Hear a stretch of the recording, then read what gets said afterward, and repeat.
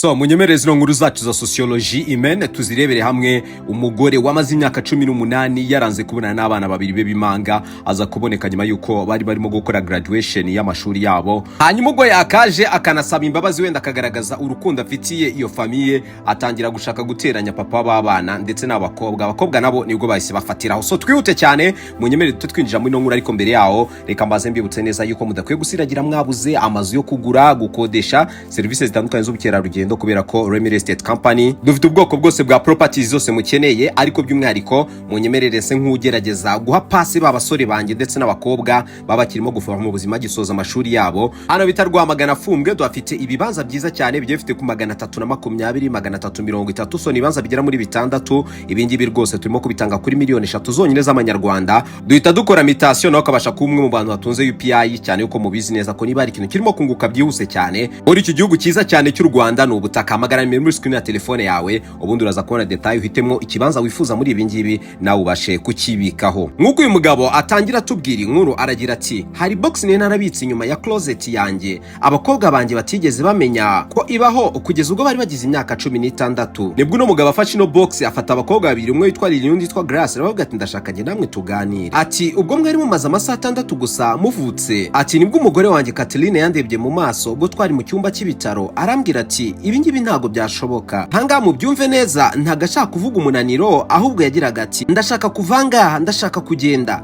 ndashaka kubaka ibintu byanjye, ntabwo naremwe ngo mbe muri ubu buzima bugoye gutya. Ahangaha nibwo nyuma y'iminsi 3 yafashe koti ye ndende afata na suitcase yiwe ahita agenda. Nibwo yakomezaga abwira abana bati bana banjye ikintu nabibutsa nuko yafashe inzira aragenda byibura atanabasezeye n'umunsi umwe ngo mumumenye. Aha nibwo akomeza agira ati nari mfite imyaka 29 nsigaye ngenyine n'Imanga ebyiri. Hari inshuro nyinshi nicaraga hasi mu gikoni saa 8 z'ijoro ntazi icyo gukora.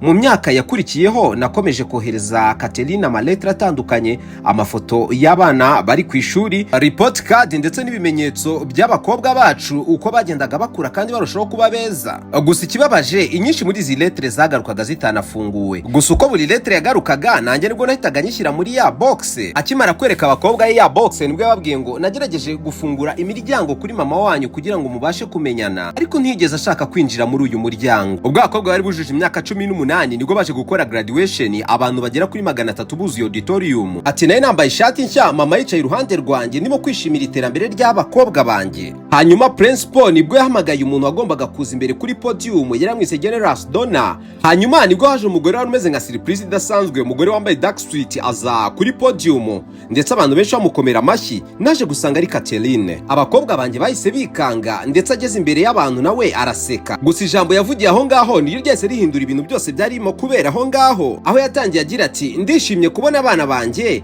ariko papa bamaze imyaka 18 bamisha kugira ngo sinzigere mbabona. Akimara kuvuga ayo magambo hahise haba umutuzo udasanzwe, buri munsi araceceka batangira kurebana nta numwe ugira icyo avuga. Aha nibwo Catherine yarambuye amaboko kugira ngo abakobwa be baze bamuhobere. Muri bose nta numwe wegeze ahaguruka. Grace nibwo yafashe microphone agira ati mu byukuri papa amaze imyaka 18 akora ibishoboka byose kugira ngo tubone amahirwe yo kukumenya. Yabitse letre zose zamugarutseho zitigeze zinafungurwa, yazibitse muri box muri closet ye. Nibwo Grace yahise amufasha agira ati waratubyaye ariko papa niwe watureze. Aha nibwo Lili yafashe za gift boxes Catherine yari yabazaniye arazimunagira amubwira ko batazikeneye. Ari nabwo yakomeje amubwira ngo wabuze imyaka 18 y'ubuzima bwacu, impano ntishobora gusubiza iyo myaka yose inyuma. Aha nibwo abakobwa bashyize za gift boxes kuri podium, hanyuma Lili na Grace barahindukira bava ku rubyiniro, nta mpano bafashe, nta guhoberana n'ayandi magambo, gusa ari ukuri kwambaye ubusa. More of the story, hari itandukaniro hagati yo kubyara umwana no kumurera. Umubyeyi ashobora kubyara ariko urukundo, igihe, sacrifice ndetse no kuba uhari igihe agukeneye nibyo byubaka umwana. Guys tuganire, ese koko mwe mwumva bano bana baritwaye bate? Papa ntago yageze abarera abigisha umutima w'urukundo no kugira imbabazi, cyangwa mama wabo nta mbabazi yarakwiye? Igihe ni 12 vino kwizera nureba ko no posta du follow inzuzamera ngaho ndutagera ibwami ite kubeshywa byinshi. Pasokoto vita larga. Muraza kwihangarira videos twakoresheje kubera yuko zitarimo guhura cyane na context.